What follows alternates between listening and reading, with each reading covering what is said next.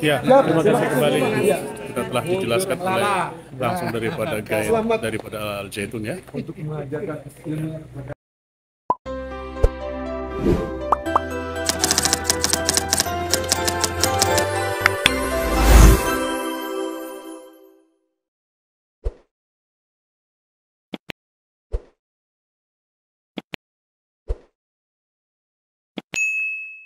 Horas Indonesia, kami akan berbincang-bincang dengan pengacara Panji Gumilang, kelompok dari pengacara advokat yang militan mendukung mengadvokasi perkara dari Panji Gumilang yang beberapa hari yang lalu ditetapkan menjadi tersangka dan ditahan.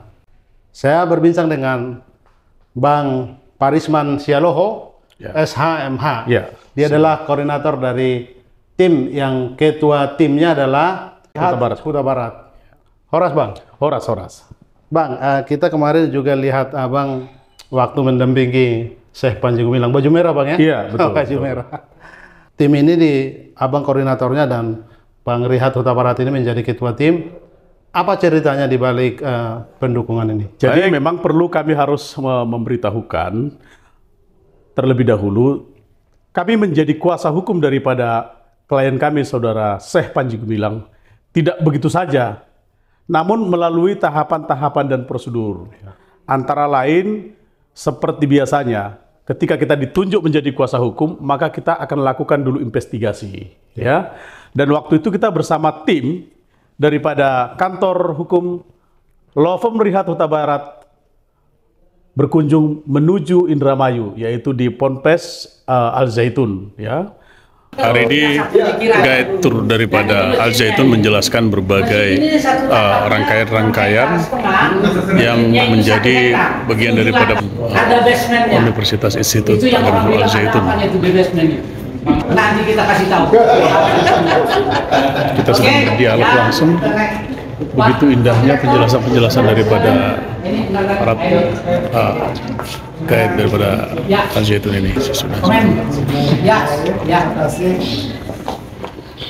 Ketika kita sampai ke Al Zaitun bersama dengan tim, kita disambut langsung, juga kita ketemu dengan beliau. Tidak langsung ya, tidak langsung. Kita masih berdiskusi dulu dalam waktu beberapa lama, terus kemudian setelah itu ada waktu time-nya kita pas untuk ketemu dengan beliau, Syekh Panji Gumilang, kita berdiskusi. Sebenarnya di dalam regulasi kita menjadi satu kesatuan untuk berada di dalam toleran ini, untuk Al Zaitun sangat banyak. Hanya saya mau mengikuti sesuai arahan Syekh. Nanti kita pada saat jamuan makan kita bisa lebih luas untuk berdiskusi terkait masalah seputar masalah hukumnya. Ketika sudah kita berdiskusi, arahan beliau itu silahkan kepada bagian daripada tim advokat yang ingin mau melihat dulu keadaan dan kondisi di Al Zaitun ini, supaya bisa mengkonversi terhadap apa yang dipersangkakan di luar di media dan lain-lain, yang katanya ada bunker lah, ada apa namanya itu, ada untuk macam-macam lah yang diduga dalam dugaan negatif-negatif ya. Akhirnya kita melakukan investigasi, tentu dipandu ya dengan salah satu guide daripada Al Zaitun, Pak Nurdin ya. Kita dibawa ke yayasan itu keliling dengan menggunakan mobil ya. Lantas kita keliling dalam luas Al Zaitun ini, kan begitu luas ya. Di sana kalau jalan kaki saya pikir nggak akan bisa. Kita harus menggunakan kendaraan. Kita ke berbagai bidang, ada pertanian, kemudian ada peternakan, ada pabrik beras ya.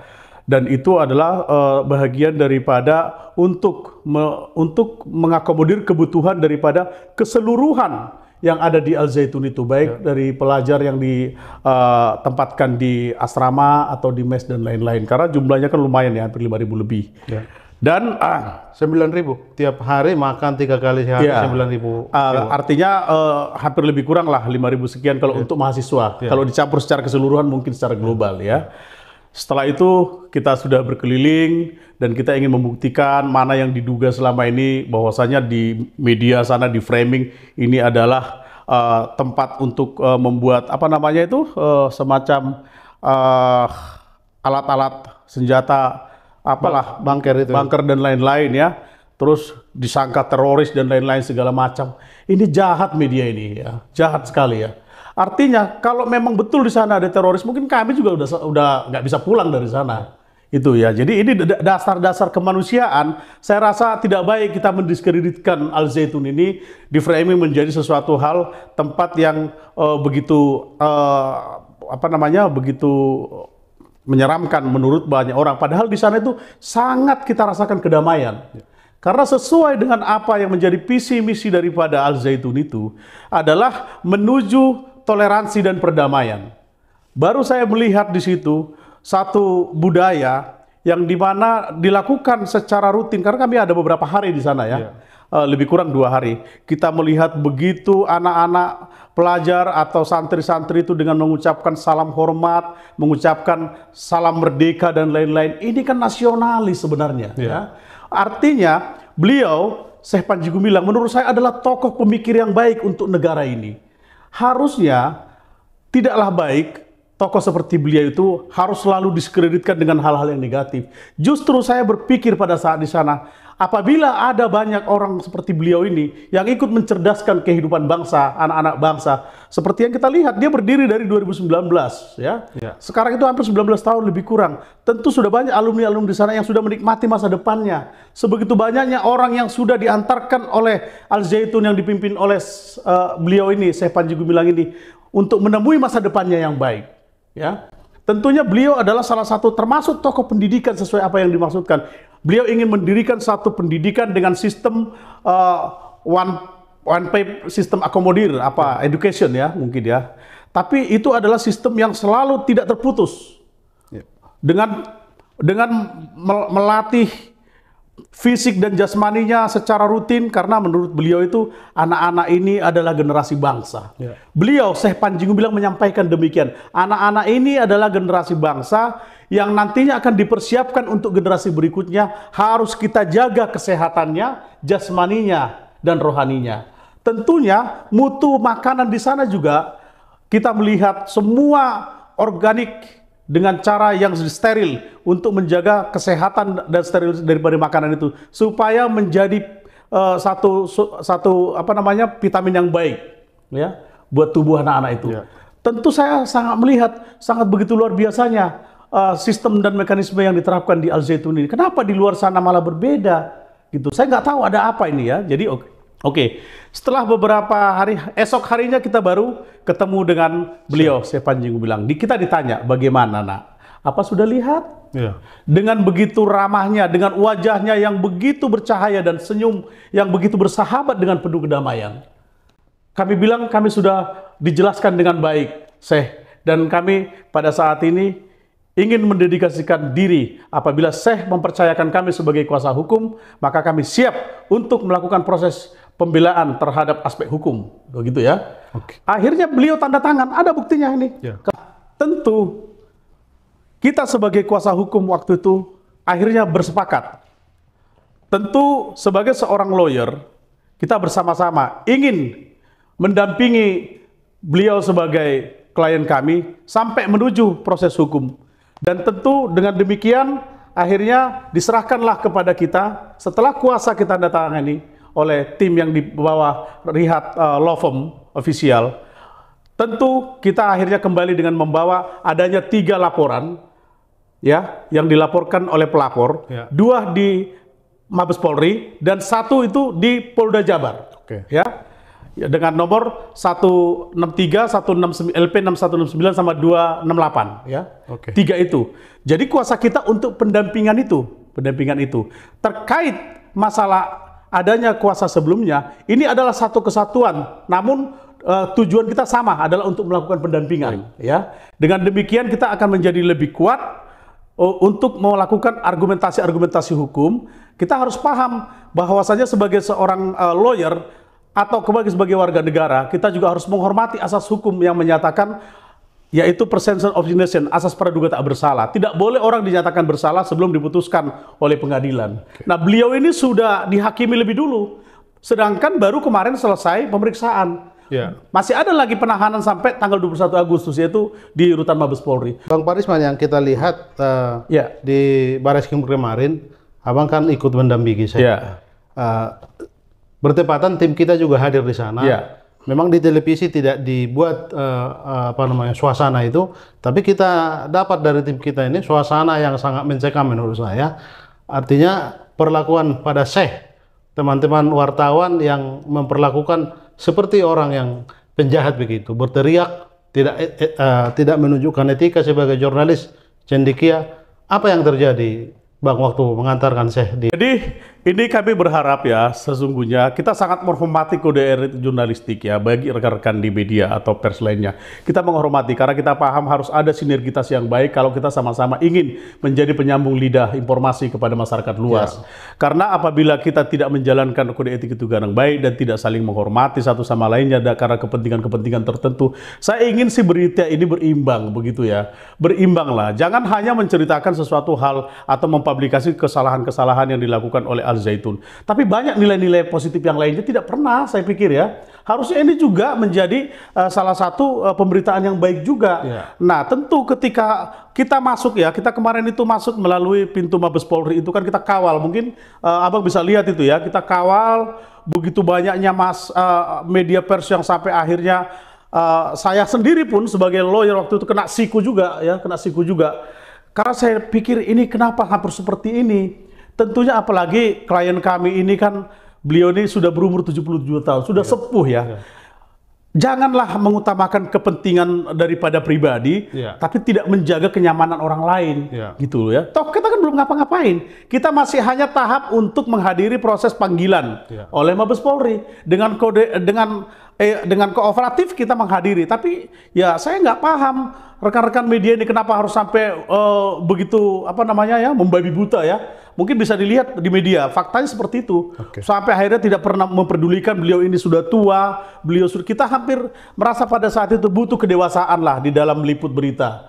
Dan kita harus melihat situasi dan kondisi. Begitu ya menurut saya, Bang. Bang Parisman, Abang tadi bilang 3 laporan yang ditangani oleh tim ini, 1 di Jabar ya, Polda Jabar ya. Lalu apa yang akan dilakukan tim? Tentu kan ini laporan, di proses polisi kan karena ada laporan. Baik. Bagaimana menghadapi sebagai tim, bisa kita dengar dari apa? Oke, baik. Kami akan jelaskan dulu. Memang 1 ada di Polda Jabar, 2 di Mabes Polri. Tapi secara keseluruhan ini ditarik ke Mabes. Ya, pemeriksaannya dilakukan di Mabes. Jadi ketika kita sampai, saya harus ceritakan ya Bang, supaya apa yang menjadi fakta di Mabes Polri itu bisa dilihat oleh orang banyak. Mabes Polri juga kami sangat menghormati ya, melakukan satu protokoler yang baik terhadap bahkan rekan-rekan di kepolisian juga saya mengapresiasi yang membantu, mungkin bisa dilihat itu di televisi itu. Mereka ikut juga berjuang untuk mengamankan jalan supaya Syekh itu bisa lewat. Saya juga mengucapkan terima kasih untuk kerjasama yang baik itu. Tentu sesampainya di dalam, Mabes Polri melalui Dokesnya melakukan pemeriksaan kesehatan sebelum beliau ini layak atau tidak untuk mengikuti wawancara pemeriksaan nantinya di lantai 4. Nah, kita awalnya itu kita masuk di lantai bawah itu mengikuti pemeriksaan kesehatan check up ya. Check up, setelah beberapa waktu dinyatakan sehat fisiknya dan agama, yaitu 156 itu. Dan juga nggak paham nih, ada kan kemarin di rilis daripada Direktur Kriminal Umum atau Dirtipidumnya itu, bahwasanya setelah ditetapkan tersangka kan dirilis tuh ya, dinyatakan bahwasanya telah resmi jadi tersangka dengan persangkaan pasal 156 yaitu penodaan agama dan ujaran kebencian ya. Lantas dalam pemeriksaan itu yang saya bingung sebenarnya, pertanyaan-pertanyaan daripada yang disampaikan itu adalah ya seputar persoalan apakah Al Zaitun ini sudah didaftarkan akta pendiriannya, lantas masuk kepada tahap 2 ya, yaitu dengan psikiater, pemeriksaan mungkin kejiwaan dan lain-lain begitu ya. Dan setelah dinyatakan dinyatakan fit karena ada 2 psikiaternya juga ya, saya lupa namanya itu ya. Setelah dinyatakan baru kita lebih kurang pukul 15.00 kita naik ke lantai 4 ya, naik ke lantai 4. Kita mengikuti proses pemeriksaan pertama. Nah, pada saat pemeriksaan sore hari sudah ditetapkan pukul 17 lebih kurang ya kalau nggak salah, pukul 19 ya, sudah ditetapkan dari saksi menjadi tersangka ya. Kemudian kami juga sedang berpikir antara korelasi daripada kan pemeriksaan yang dilakukan di Mabes Polri untuk pemeriksaan saksi tersebut adalah pemeriksaan yang pernah dilakukan di pemeriksaan awal sebenarnya. Hanya ada penambahan 5 video ya, 5 video, dan kemudian di dalam pemeriksaan itu saya juga sudah berpikir ini di mana sebenarnya yang dimaksudkan dengan pemeriksaan tuduhan penodaan agama atau penistaan. Kami jawab sudah, itu jelas sudah ya. Kenapa dulu Al Zaitun ini sebenarnya kan mau dibangunnya itu di Subang, katanya begitu ya. Kenapa di Indramayu? Oke, karena memang yang di Subang itu memang pernah ditarget, hanya sudah dibeli orang lain ya kita nggak bisa, kita cari tempat yang lain gitu ya. Lantas kemudian bagaimana proses pembangunan Al Zaitun ini? Ya dijawab bahwasanya proses pembangunannya karena dengan menggunakan tim yang ada di dalam Al Zaitun itu sendiri, karena Al Zaitun itu sendiri memiliki tim pembangunan, kecuali untuk hal-hal yang sifatnya harus menggunakan vendor lain, misalnya menaranya itu yang tinggi itu kan, tinggi sekali itu memang, baru kemudian masjidnya itu memang menggunakan vendor lain.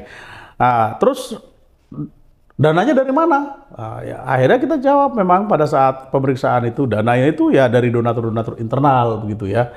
Lantas itulah proses pemeriksaannya sehingga beliau itu akhirnya ditetapkan jadi tersangka, dan kemudian selanjutnya setelah ditetapkan jadi tersangka dilakukan penangkapan beberapa waktu kemudian ya. Dilakukan penangkapan.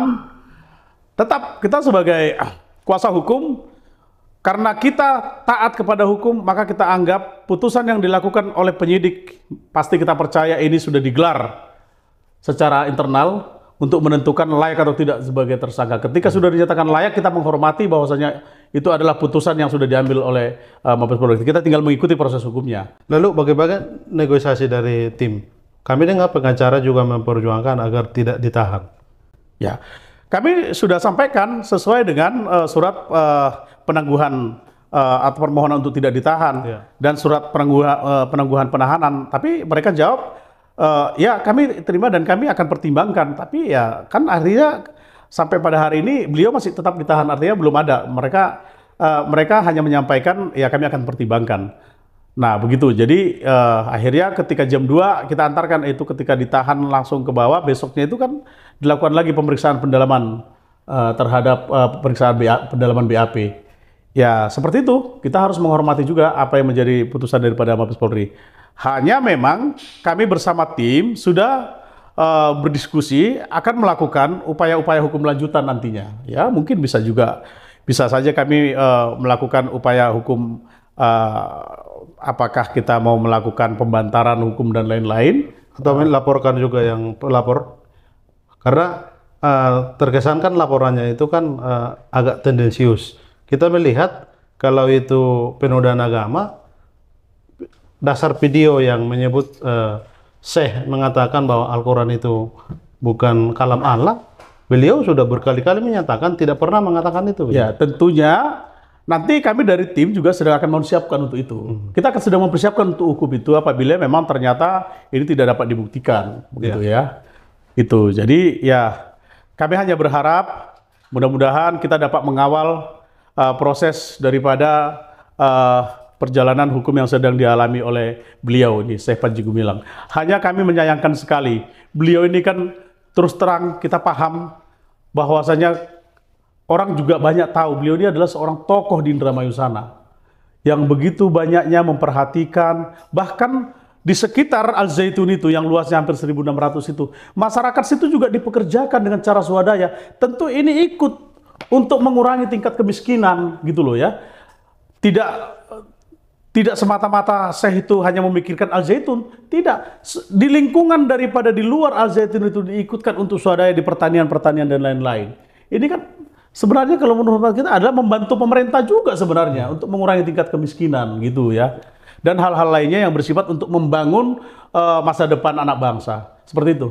Bang Parisman, lalu sekarang kan kita menunggu proses apa nanti sudah berkasnya dilimpahkan ke kejaksaan lalu pengadilan begitu. Apa yang disiapkan pengacara? Jadi kita masih menunggu. Ya. Ini kan masih ada waktu 20 hari lagi ya. Nanti di 21 Agustus dia mungkin baru tahap 1. Ya. Ya.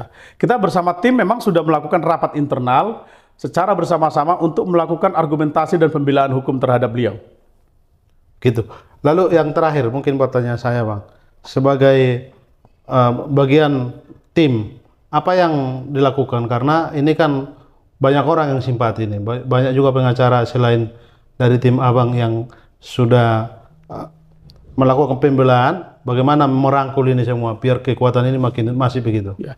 Jadi begini ya, memang penting kita melihat memang ini adalah kita berada di era dunia digital media ini ya. Ini kan memang media ini adalah salah satu memang jembatan untuk penyambung lidah informasi secara skup yang lebih meluas.